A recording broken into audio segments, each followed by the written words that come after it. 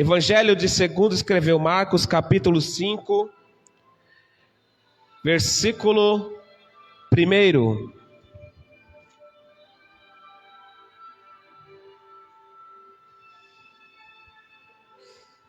Quem achou diz amém. E chegaram ao outro lado do mar, a província dos Gadarenos.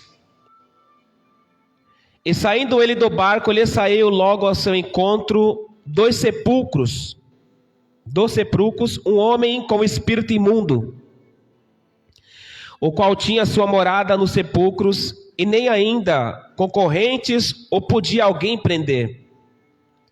Porque tendo sido muitas vezes preso com grilhões e correntes, estas foram por eles feitas em pedaços, e os grilhões em migalhas, e ninguém o podia amansar. E andava sempre de dia e de noite, clamando pelos montes e pelo sepulcro, ferindo-se com as pedras. E quando ouviu Jesus, ao longe, correu e o adorou. Amém? Tome seu assento, por favor. Um pouquinho de água.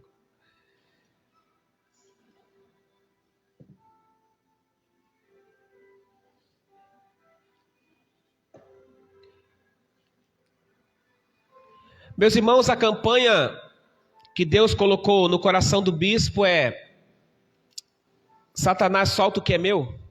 Diabo, solta o que é meu. E o texto que nós acabamos de ler aqui vai falar exatamente isso. O texto começa dizendo assim: e chegaram ao outro lado do mar, a província dos Gadarenos. O que me chama a atenção no versículo 1 é que está escrito que eles chegaram ao outro lado do mar. Por quê? O capítulo 4 do Evangelho que segundo escreve Marcos, Jesus está pregando 4 tipos de sermão. O primeiro sermão é a parábola do semeador. O segundo sermão, a parábola da candeia. O terceiro sermão, a parábola da semente. Quarto sermão, a parábola do grão de mostarda.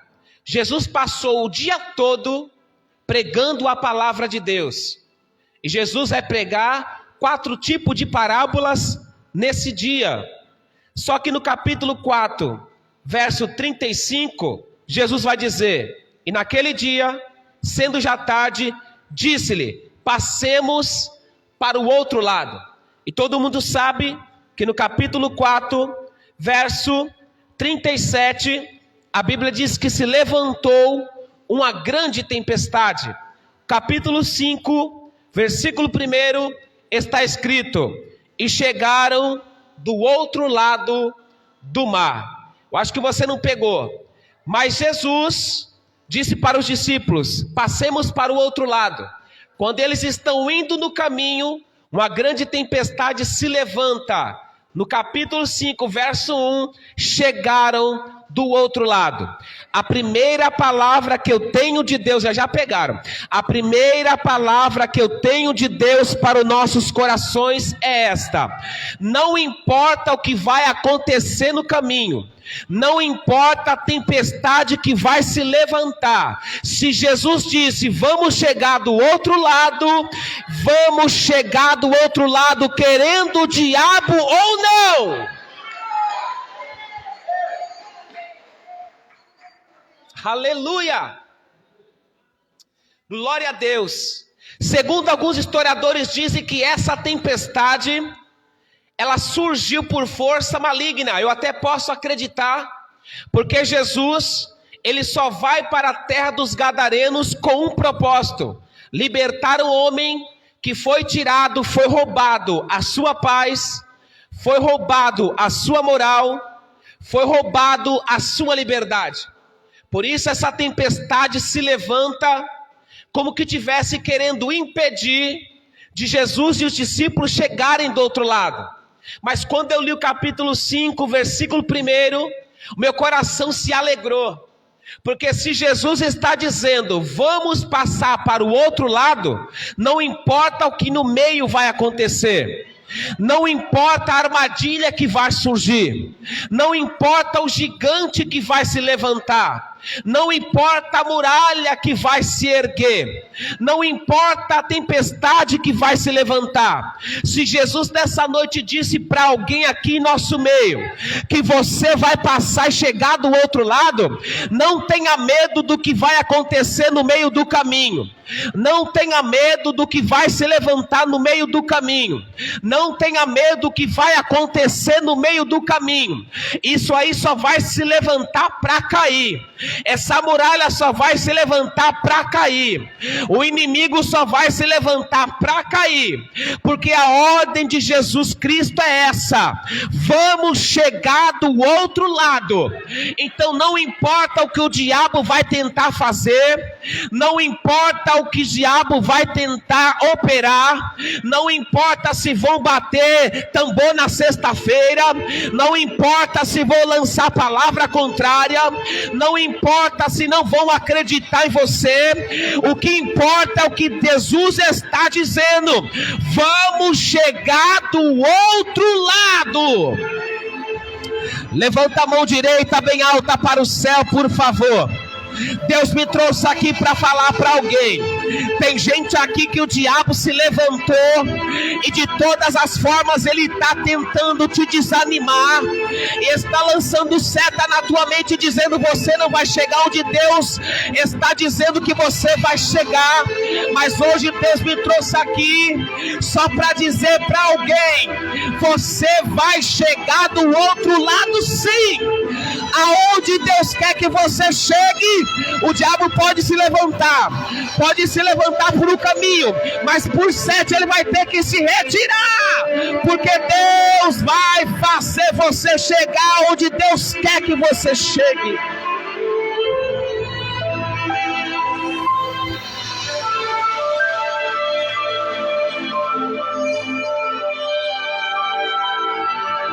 Não importa o que vai acontecer no meio do caminho.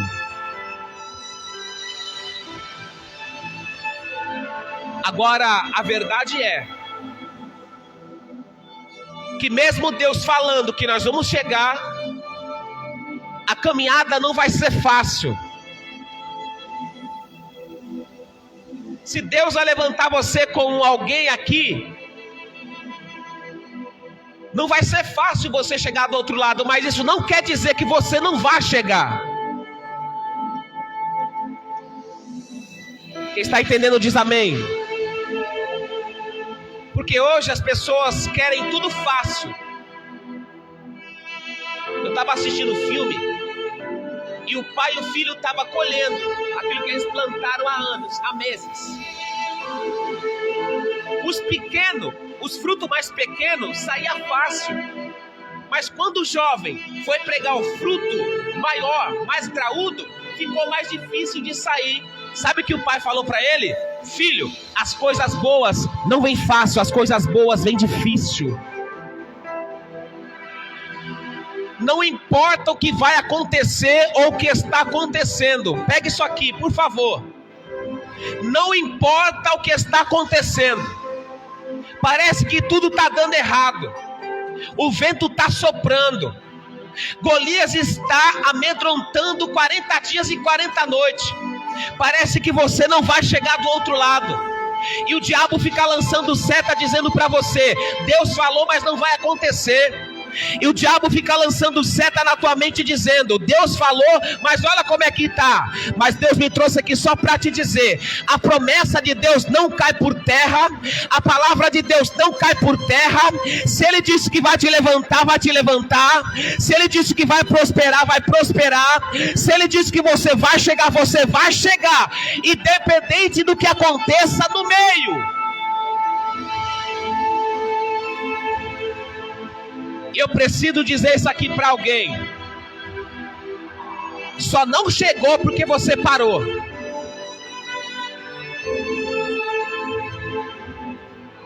Só não chegou porque você desanimou. Só não chegou porque você desistiu. Só que enquanto há vida, ainda há esperança. Se você está vivo, a promessa de Deus está mais viva ainda. Aleluia! Se você está em pé aqui hoje, a promessa de Deus ainda continua de pé. Deus só está esperando você tomar uma posição para que Ele possa levar você do outro lado onde Deus disse que você iria chegar. Não foi difícil Davi chegar no trono. Foi ungido com 17 anos. Só sentou no trono com 30.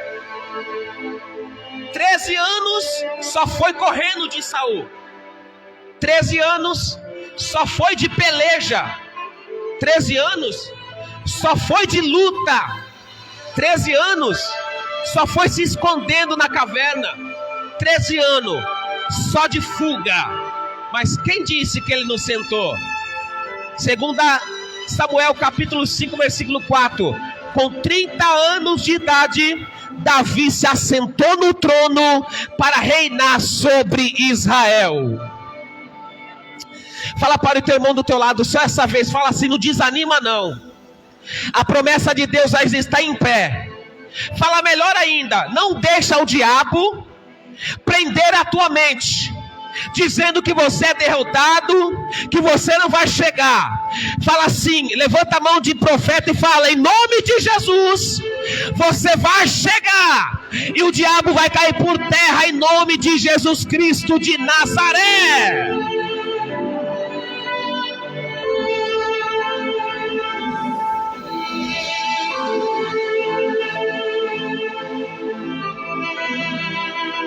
Aleluia. Jesus chega do outro lado. A Bíblia diz que quando Jesus desce do barco,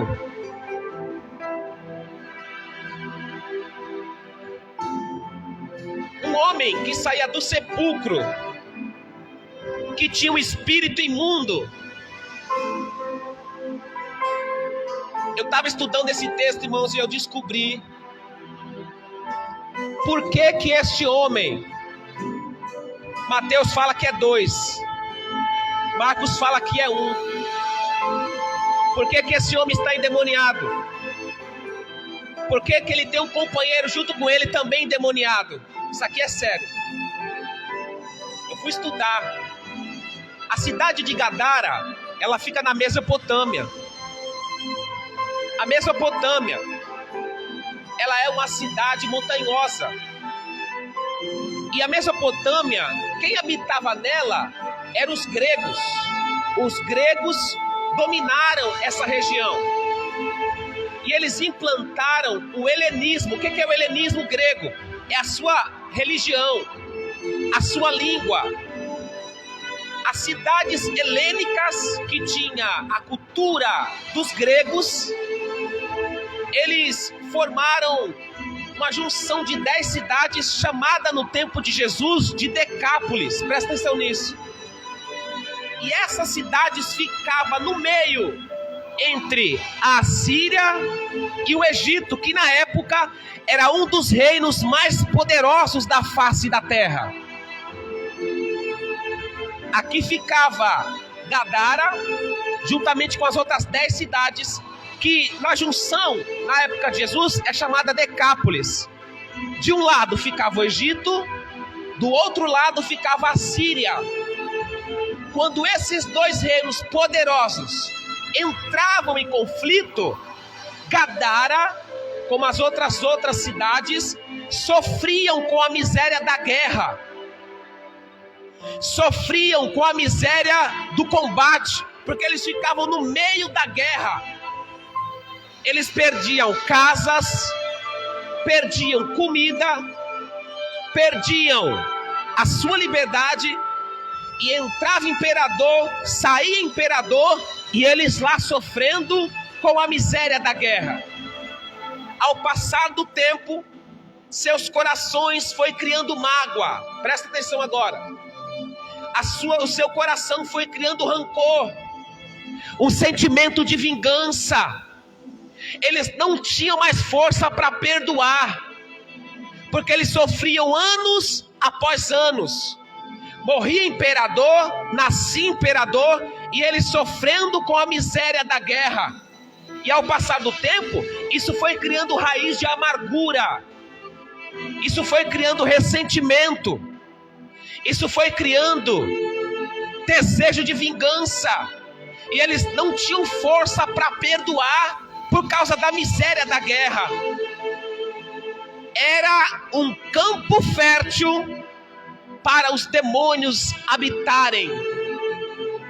Era um campo fértil para os demônios morarem. O coração do povo de Gadara se tornou uma terra fértil para que os demônios habitassem. E foi aí que Deus me deu uma palavra. Sabe o que torna o coração humano em uma terra fértil para o demônio habitar? É a raiz de amargura, é o ressentimento faccioso, é a falta de perdão, é o desejo de vingança desenfreado. É por isso que o apóstolo Paulo vai escrever para os Efésios dizendo: tirai dentre vós toda amargura, toda cólera, toda ira. Por que o apóstolo Paulo está incitando a igreja de Éfeso a tirar essas coisas dentre eles? Porque se eles guardarem em seu coração a mágoa, se eles guardarem em seu coração ressentimento faccioso, o desejo de vingança desenfreado, a mágoa, a ira e a cólera, o nosso coração se torna terra fértil para a habitação de espíritos imundos. Então Deus me trouxe para falar: qualquer coração nessa noite que esteja com mágoa desenfreada, deixa eu repetir, mágoa qualquer um sente, ressentimento qualquer pessoa pode sentir. O problema é o ressentimento desenfreado, o problema é a mágoa desenfreada, o problema é a ira desenfreada, sem freio, perdendo totalmente o controle. Dessa forma, nosso coração se torna terra fértil para a habitação de espíritos imundos. Deus me trouxe aqui para falar para alguém, quando eu li essa palavra, nessa noite, Deus Todo-Poderoso vai curar coração aqui.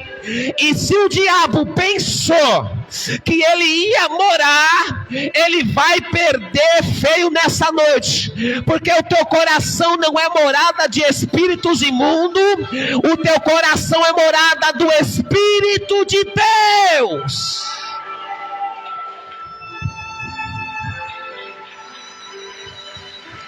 Receba a cura agora, em nome de Jesus de Nazaré. Eu recebo a cura no meu coração agora. Coloca a mão no teu coração, coloca a mão no teu coração. Fala assim: essa casa é morada do Espírito de Deus. Esta casa é morada do Espírito de Deus. Bate palma para Jesus, porque o teu coração é morada do Espírito de Deus.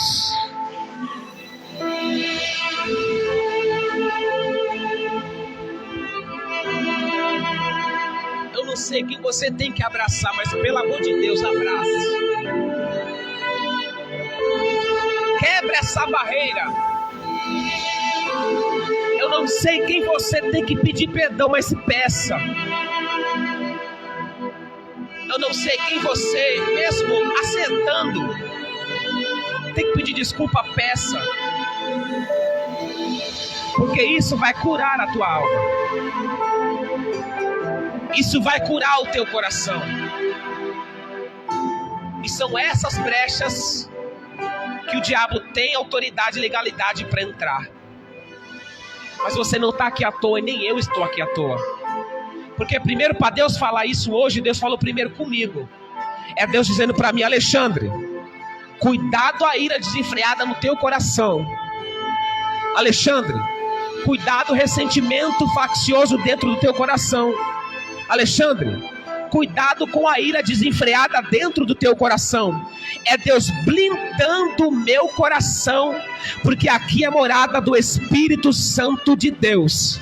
Então Deus está blindando hoje não só o meu coração e a minha mente, mas Deus também está blindando hoje o teu coração e a tua mente. Hoje ele partiu em retirada, porque Jeová chegou primeiro, para a glória de Deus que fez os céus e a terra.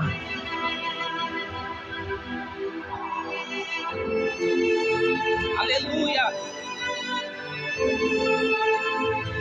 E a Bíblia diz: saindo ele do barco, lhe saiu ao encontro um dos sepulcros, um homem com espírito imundo,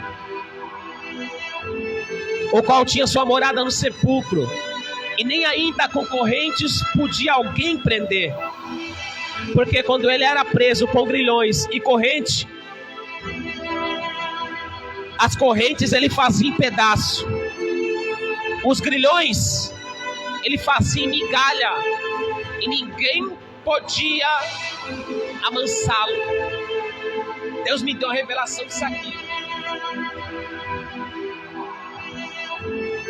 Os moradores tentaram resolver a situação. Prendia ele com grilhões e correntes, mas ele despedaçava, quebrava os grilhões e despedaçava as correntes. Sabe o que Deus disse para mim? Deus disse assim: tem coisas espirituais, resolve com as espirituais. Deus disse para mim: as coisas espirituais se resolvem espiritualmente. Segunda coisa que Deus disse para mim: o que o homem não pode fazer, Jesus ele faz por nós. O homem prendia ele com correntes, prendia ele com grilhões, mas ele quebrava e despedaçava. O homem tentou resolver e não conseguiu. O homem tentou amansá-lo e não conseguiu.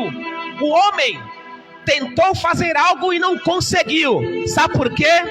Porque o que o homem faz, muitas das vezes não dá certo. O homem tentou e não conseguiu, mas chegou Jesus, pisou em Gadara, e como ele está dizendo assim: o que vocês não conseguiram fazer, eu cheguei para colocar um basta. Aleluia! Levanta a mão direita bem alta para o céu para receber.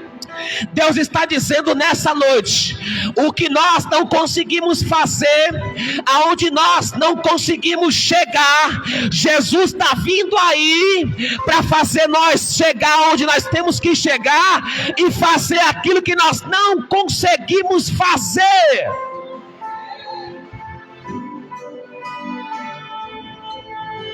Segunda coisa, olha aqui. Isso aqui é espiritual, não é natural. Isso aqui é espiritual, não é carnal.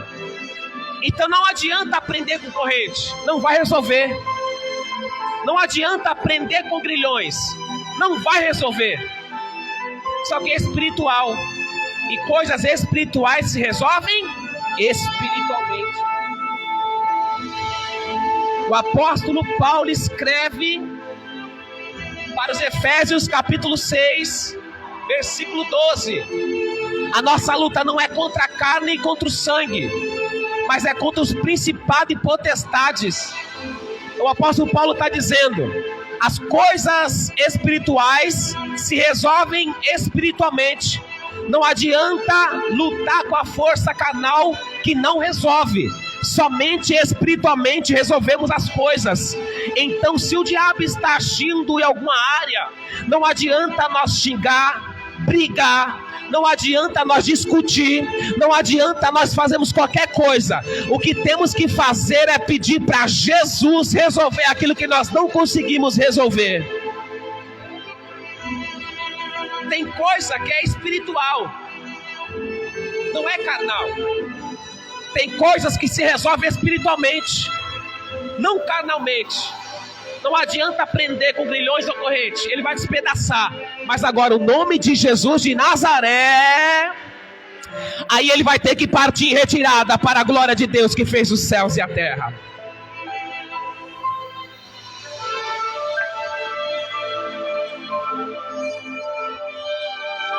E a Bíblia diz, irmão, Satanás ele vai tirar 3 coisas deste homem.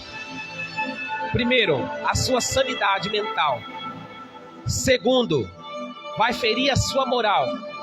Terceiro, vai fazer com que esse homem se torne uma pessoa antissocial. Por que antissocial? Porque ele morava onde? No sepulcro. Por que na sua moral? Porque ele andava nu. E por que o Satanás roubou a sua sanidade mental?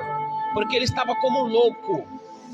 Então Satanás roubou 3 coisas: sua sanidade mental, porque ele prendia com corrente, ele quebrava tudo, estava louco. Segundo, a sua moral, porque ele andava nu, no sepulcro. Terceiro, tornou ele uma pessoa antissocial.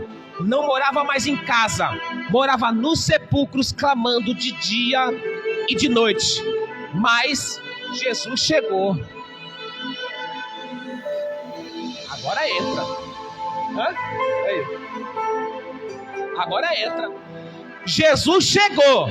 E o que o diabo roubou da vida deste homem é Jesus descendo do barco e pisando na terra, dizendo, ele pegou, eu vim pregar e devolver tudo aquilo que o diabo roubou.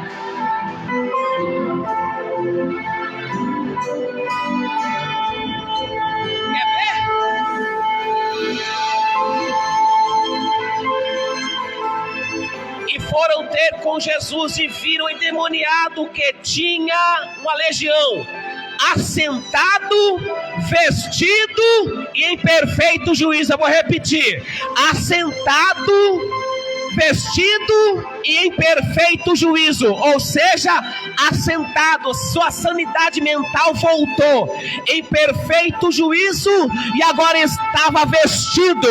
O que Satanás roubou, Jesus veio nessa noite devolver tudo aquilo que o Satanás roubou.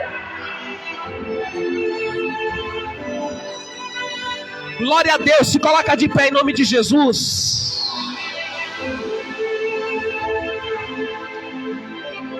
Aleluia! Olha o que a Bíblia diz. E foram ter com Jesus e viram o endemoniado, o que tinha uma legião, assentado, vestido e em perfeito juízo. Assentado, vestido e em perfeito juízo. Quem te viu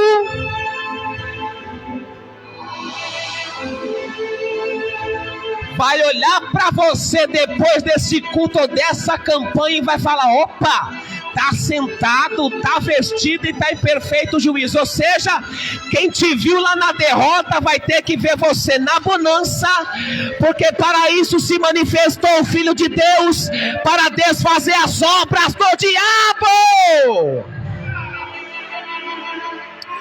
O ladrão veio para matar, para roubar e para destruir. Mas Jesus disse: mas eu vim para dar vida, e vida com abundância. Eu vou repetir: o diabo veio para matar, para roubar e para destruir. Esse é o trabalho do diabo. Veio para matar, Jesus veio para dar vida. Veio para roubar, Jesus veio para devolver o que o diabo roubou. Veio para destruir, Jesus veio para reconstruir o que o diabo destruiu. Coloca a mão na cabeça em nome de Jesus de Nazaré. Aleluia! Para isso se manifestou o Filho de Deus, para desfazer as obras do diabo. Senhor nosso Deus e nosso Pai, Pai, esse homem, Pai, tinha perdido a sua sanidade mental. Esse homem, Pai amado, tinha perdido a sua casa, a sua família. Se tornou um homem, Pai querido, antissocial. Esse homem também perdeu a sua moral, andava nu, Pai, naquele sepulcro, meu Pai. Mas o Senhor veio para desfazer as obras do diabo. Enquanto o ladrão veio para matar, para roubar e para destruir, O Senhor veio para dar vida e vida com abundância. Em nome de Jesus de Nazaré, solta, Satanás, aquilo que você tomou. Solta o que é meu, solta o que é deste irmão, solta o que é desta irmã. Em nome de Jesus de Nazaré, receba a cura para a glória do nome de Jesus de Nazaré. O bispo vai continuar orando para a glória de Deus.